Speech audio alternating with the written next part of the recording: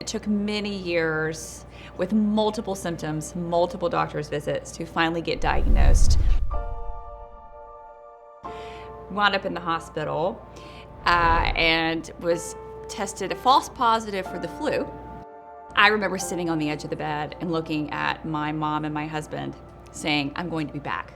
They didn't figure it out. I don't have the flu. I know I don't have the flu. Something is wrong. I will be back. They released me, and sure enough, I started presenting with the symptoms that I had, which wound me up in crisis before, which was severe nausea, vomiting, fatigue, just very sick. Basically, my body was shutting down. They finally diagnosed me, and it took a whole team of medical professionals to finally figure it out. My life was forever changed because I finally had a name for all of the symptoms that I was been feeling. And it also validated that everything that I had been feeling over those past so many years, it all led to that point. And it was like, yes, you haven't been well, you haven't been yourself, and you're finally here, and you know why.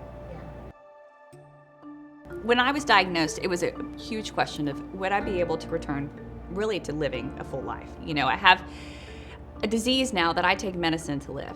So I live by the spoon theory. So the spoon theory was created several years ago about a person who actually had lupus. And her friend was asking, tell me about your day in your life. And she goes, they were actually in a cafe when this happened.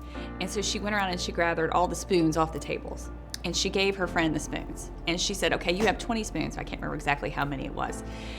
And she said, okay, you have the spoons in front of you. Now go wake up, do your day. And as you go do your day, I'm gonna take your spoons away. So the friend's like, okay. And so she goes, well, I'm gonna get up and I'm gonna go take a shower.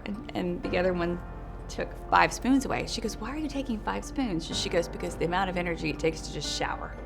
And then she goes through these examples, and at the end of the day, she was at a negative deficit of spoons. So in the people that I work with and my family and my friends, they know that. Like, I have to be very mindful and I have to allocate my spoons wisely. Knowing when to say no and knowing when to say yes.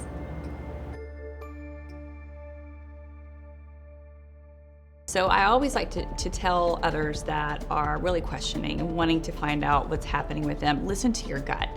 I was told for so many years it was because I was a mom. You're tired, you're a mom. You've got babies at home. You're running ragged, it's okay, this is a part of it. I knew in my gut that was not the case, and I kept fighting for answers because I was continually still sick. Listen to that and really reach out. There are so many amazing organizations such as the Autoimmune Association. You can find your people and you can really find what you're looking for. Just keep trying, don't give up.